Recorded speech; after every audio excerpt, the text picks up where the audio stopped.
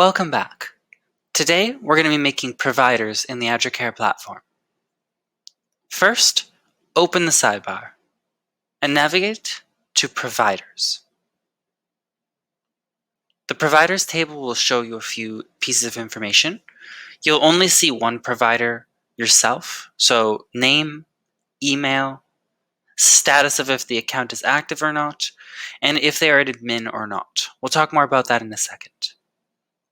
If I click on New Provider, we can get started with actually creating a new provider. So first and last name are pretty generic. They're just the name of the provider. Email address is what email they're going to be using as their username, the email that they'll connect with.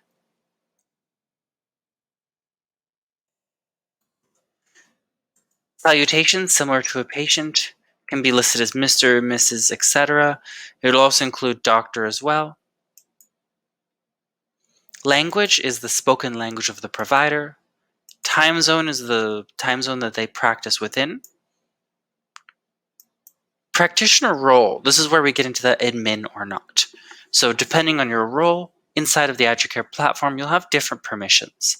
You can configure this to your needs in access management, but the basic setup has slightly different permissions depending on the role. Support staff and office staff will deal with less patient appointments and more about booking, handling appointments, scheduling stuff. Providers will have the same functionalities of provider admins, except they won't have as many administrative sections.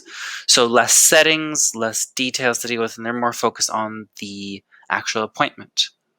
Provider admin is going to be your largest permission you can grant, where they can deal with creating, hosting, and joining patient appointments and the administrative side of the platform. I recommend you take a look at access management and see if you need to tweak anything to meet your roles. Otherwise, if you want a provider to have the same abilities to configure things in your platform, you can select Provider Admin. Billing code and Cpso number are both billing related items. So billing code is going to deal with more of our clinic aid and practice management side of things. And then Cpso is the College of Practicing Surgeons of Ontario, Practitioners and Surgeons of Ontario, and that'll deal with more of your ability to practice in an area. Both of these are blank, and we recommend filling these out at your liberty if it fits your practice.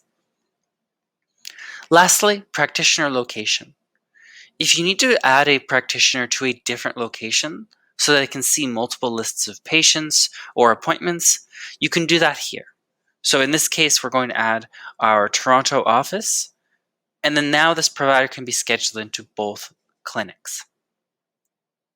When you're ready, click on Create Provider.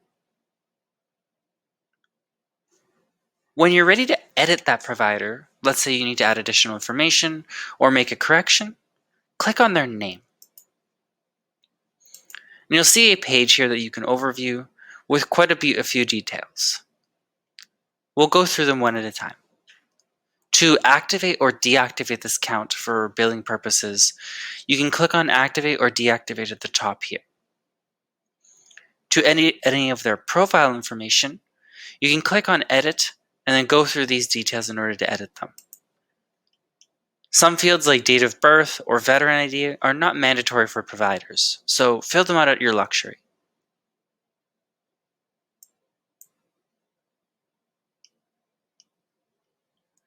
Provider information deals with more billing purposes.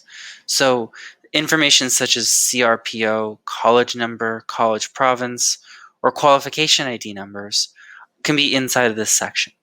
You can leave this alone if you're using an external billing program. Permissions pertains to what this user can do. You can click on View to get an access management view of this item, or you can click on Edit to change this role.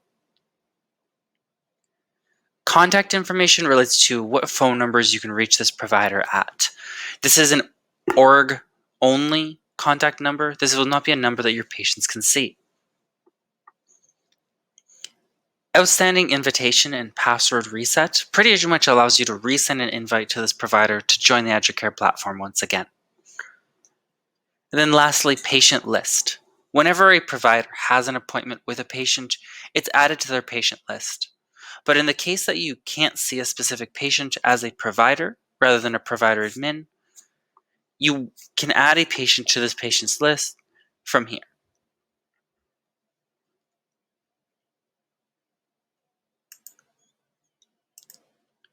Until a provider claims their account will be listed as an unclaimed status. So make sure that when you set up your provider accounts, your providers know that they're getting an account email sent to them to the email that you sent for their username.